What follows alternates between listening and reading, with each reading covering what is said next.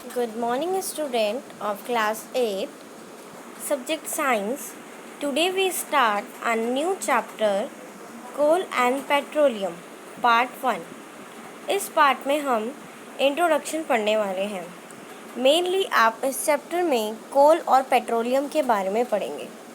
इससे पहले कोल और पेट्रोलियम को पढ़ने से पहले हम कुछ चीज़ें जान लेते हैं। जैसे सबसे पहला जो टॉपिक है हमारे इस चैप्टर का वो है energy. What is energy? Energy से आप क्या समझते हैं? देखिए, हमारे काम करने की क्षमता को ही हम एनर्जी कहते हैं, है ना। जो एनर्जी, जितना हम काम करेंगे इसका मतलब उतनी ज़्यादा हमारी एनर्जी है। Energy is ability to do work. क्या है एनर्जी? एनर्जी एबिलिटी है जिससे हम क्या कर सकते हैं, अपना काम कर सकते हैं। Energy occurs in different forms and all of forms energy are stored in different ways in the energy sources that we use every day. अब क्या होती है? एनर्जी केवल काम करने की क्षमता को ही नहीं कहते, मतलब एनर्जी तो क्या हुई कि किसी काम करने की क्षमता, ठीक है। अब जो ये एनर्जी है इसके डिफरेंट फॉर्म्स भी होते हैं, यानी केवल एक काम करना ही एनर्जी नहीं है। एनर्जी कई अलग अलग तरीके की भी एनर्जी कहलाती है और उसको हम डिफरेंट तरीके से स्टोर भी करते हैं, ठीक है। और जो एनर्जी हम रोज़ यूज़ करते हैं या जिससे वो हमें मिलती है उसको हम बोलते हैं सोर्सेज ऑफ एनर्जी, यानी जहाँ से वो एनर्जी हमें प्रोवाइड हो रही है वो क्या हुआ, हमारा सोर्स हुआ उस एनर्जी का, ठीक है। आगे जो हम इसमें टॉपिक पढ़ रहे हैं वो है कंजर्वेशन ऑफ एनर्जी। देखिए, कंजर्वेशन ऑफ एनर्जी एक लॉ है जिसमें कहा गया है energy neither be created nor be destroy. जो एनर्जी होती है, ऊर्जा, ना ही तो हम इसको पैदा कर सकते हैं और ना ही इसको हम ख़त्म कर सकते हैं। It can transfer only one form to another form.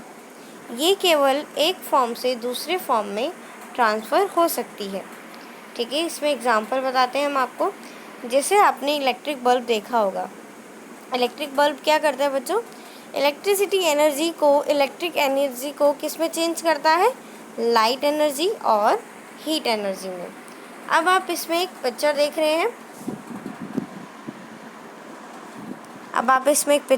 हैं। इस पिक्चर को ध्यान से देखिए। इस पिक्चर में पहले क्या हो रही है? सन में एक एनर्जी होती है जिसको हम न्यूक्लियर एनर्जी कहते हैं, या सन के अंदर जो रिएक्शन होती है उसको हम न्यूक्लियर रिएक्शन बोलते हैं। केमिकल रिएक्शन है वो हमारी, ठीक है। केमिकल से रिएक्शन हो रही है। वो केमिकल रिएक्शन, या हम ये कहें कि केमिकल एनर्जी किन में कन्वर्ट होती है? लाइट एनर्जी और हीट एनर्जी में, है ना। सन से हमें क्या मिलता है? सन के अंदर केमिकल रिएक्शन चलती रहती है लगातार, और सन से हमें क्या मिलता है? लाइट और हीट। इसका मतलब हम ये कह सकते हैं कि सन की एनर्जी को हम किस में कन्वर्ट कर रहे हैं? लाइट और हीट में, ठीक है। नेक्स्ट इसमें आपको एक एग्जांपल और देखिए। अब क्या था? बल्ब से, बैटरी से हमने एनर्जी ली, ठीक है। एनर्जी से क्या हुआ? बल्ब ग्लो करने लगा।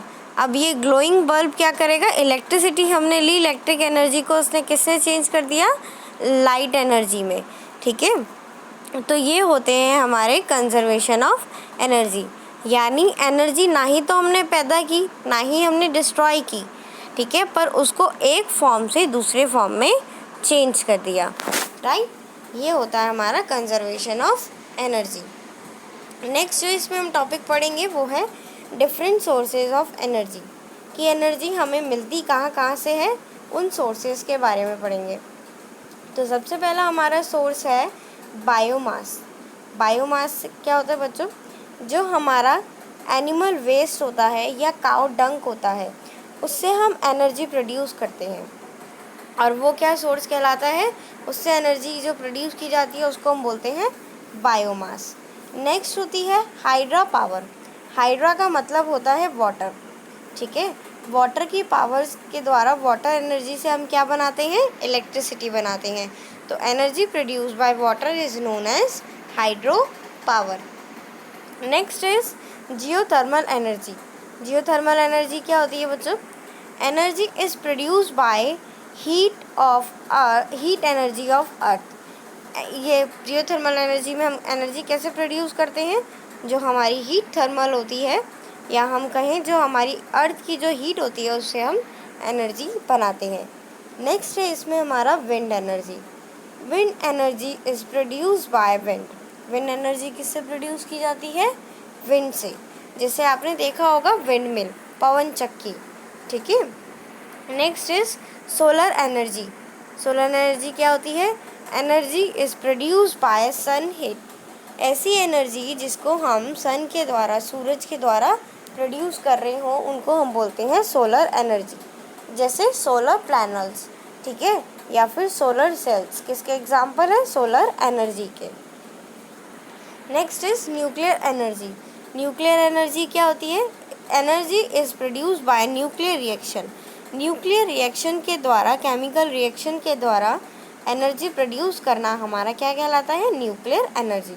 और इसमें दो टाइप की एनर्जी प्रोड्यूस होती है, न्यूक्लियर फिजन और न्यूक्लियर फ्यूज़न। तो ये थे हमारे सोर्सेज ऑफ एनर्जी, ठीक है। क्या थे ये हमारे सोर्सेज ऑफ एनर्जी। देखिए इसमें आपको पिक्चर में दिखाई भी दे रहा होगा, ये देखिए एक बार पिक्चर, कि wind energy, solar power, biomass, hydro electric energy और न्यूक्लियर एनर्जी, जियोथर्मल एनर्जी। अब हमने पढ़ा कि एनर्जी क्या होती है, फिर आगे हम पढ़ेंगे कि सोर्स ऑफ एनर्जी क्या होते हैं। Anything that provide us energy. Source यानी क्या होता है बच्चों, कि जहाँ से हमें वो चीज़ मिल रही है, ठीक है। जैसे फूड हमें प्लांट से मिलता है ना, तो फूड का सोर्स क्या हुआ, प्लांट। तो इसी तरह जिससे हमें एनर्जी मिल रही है वो उसका सोर्स हुआ। तो टू टाइप्स के सोर्स होते हैं, natural sources and manmade sources. Natural sources तो आप समझ ही गए होंगे। नेचुरल सोर्सेज क्या होते हैं, ऐसे सोर्सेज जहाँ से हमें नेचुरल एनर्जी प्रोवाइड हो। नेचुरल एनर्जी प्रोवाइड हो यानी हम नेचर से एनर्जी प्रोवाइड करें, ठीक है। और मैनमेड सोर्सेज वो होते हैं जिसमें से हम इंसानों द्वारा, मतलब एनर्जी जो प्रोड्यूस हो रही है वो इंसानों के द्वारा प्रोड्यूस हो रही है, यानी हम कह सकते हैं इंसानों द्वारा एनर्जी बनाई जा रही है, ठीक है। तो इसमें दो टाइप्स होते हैं नेचुरल रिसोर्सेज के भी, रिन्यूएबल एंड नॉन रिन्यूएबल। तो रिन्यूएबल सोर्सेज पढ़ते हैं हम, क्या होते हैं, that can be reused again and again. Renewable sources, renewable sources ऐसे सोर्सेज होते हैं जिनको हम बार बार यूज़ कर सकते हैं। क्या कर सकते हैं हम, बार बार यूज़ कर सकते हैं, उसको बोलते हैं हम रिन्यूएबल सोर्सेज, ठीक है। नेक्स्ट है रिन्यूएबल सोर्सेज में we can say these sources will not finish easily and will last for long time. और जो रिन्यूएबल सोर्सेज है वो जल्दी से ना ख़त्म होने वाले सोर्सेज है, ठीक है। इसमें एग्जांपल दे रखा है solar energy, water and air.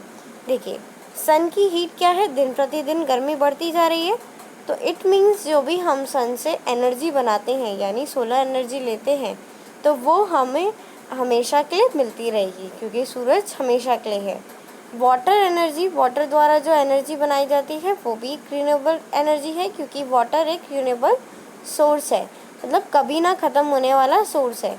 पर आजकल हमें देखने को मिल रहा है कि धीरे धीरे क्या हो रहा है, पानी की भी कमी होती चली जा रही है ना। तो धीरे धीरे ये भी रिन्यूएबल से किस में बनते जा रहा है, नॉन रिन्यूएबल में। और एक इसका एग्जांपल है एयर, हवा। हवा से भी हम एनर्जी बना सकते हैं by the process, by the wind mills के द्वारा, ठीक है। ये थे हमारे रिन्यूएबल सोर्सेज।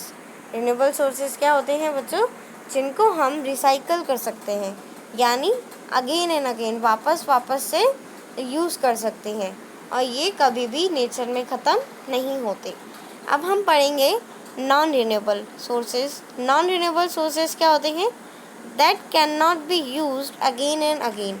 ऐसे सोर्सेज जिनको हम बार बार यूज़ ना कर सकते हो वो क्या कहलाएंगे, हमारे non renewable sources. Second point है, if they once get exhaust they will take much time to get reform again. क्या होते हैं, अगर ये एक बार ख़त्म हो गए तो बहुत समय लग जाएगा इनको वापस बनाने में। ठीक है। जैसे जो आजकल हम फ्यूल्स, डीजल, पेट्रोल्स वगैरह यूज़ कर रहे हैं, जिसको हम फॉसिल फ्यूल्स बोलते हैं, ये सब क्या है, नॉन रिन्यूएबल रिसोर्सेज है। कैसे? क्योंकि ये एक ना एक दिन ख़त्म होने वाली चीज़ है, और जो पेट्रोल अगर एक बार ख़त्म हो गया तो उसको दोबारा से बनने में लगभग हंड्रेड्स ऑफ ईयर लग जाएंगे, है ना। पेट्रोल कैसे बनता है? जब एनिमल्स, डेड एनिमल्स क्या हो जाते हैं, डिके हो जाते हैं, सड़ जाते हैं, तो वो पेट्रोल क्रूड ऑयल बनाते हैं, और क्रूड ऑयल से हम पेट्रोल बना लेते हैं। तो ये था हमारा renewable and non renewable sources, जो कि एक नेचुरल रिसोर्सेज का एग्जाम्पल थे। तो अब इसमें हम देख रहे हैं कि renewable sources are also known as inexhaustible resources. Inexhaustible resources क्या होते हैं? जो कभी भी एग्जिस्ट ना हो, यानी कभी भी ख़त्म ना हो। तो रिन्यूएबल सोर्सेज एक ऐसे सोर्सेज भी हैं जो इनएग्जॉस्टिबल होते हैं, कभी ख़त्म नहीं होते। ठीक है, तो हम इसको किस नाम से भी जानते हैं रिन्यूएबल सोर्सेज के को? Inexhaustible resources. यानी अगर आपको रिन्यूएबल रिसोर्सेज के बारे में पूछे, चाहे इनएग्जॉस्टिबल रिसोर्सेज के बारे में पूछे, तो ये दोनों क्या होते हैं? सेम होते हैं। नेक्स्ट है इसमें non renewable sources. Non renewable sources वो होते हैं जो एक ना एक समय आने पर ख़त्म हो जाएंगे, और इनको एग्जॉस्टिबल रिसोर्सेज भी कहते हैं। ठीक है, तो ये था हमारा renewable and non renewable resources. एक बार हम पिक्चर में देख लेते हैं। रिन्यूएबल रिसोर्सेज क्या होते हैं? ऐसी रिसोर्सेज जो नेचर में अकर हो, यानी कभी ना ख़त्म हो। ठीक है, और नॉन रिन्यूएबल सोर्सेज वो होते हैं जो एक सीमित समय बाद क्या होंगे? ख़त्म हो जाएंगे। तो ये था हमारा चैप्टर 8 का इंट्रोडक्शन पार्ट। अगले चैप्टर में हम कोल और पेट्रोलियम के बारे में पढ़ना शुरू करेंगे। तो अगले लेक्चर में हम, आई होप आपको आज के टॉपिक समझ में आए होंगे। Thank you.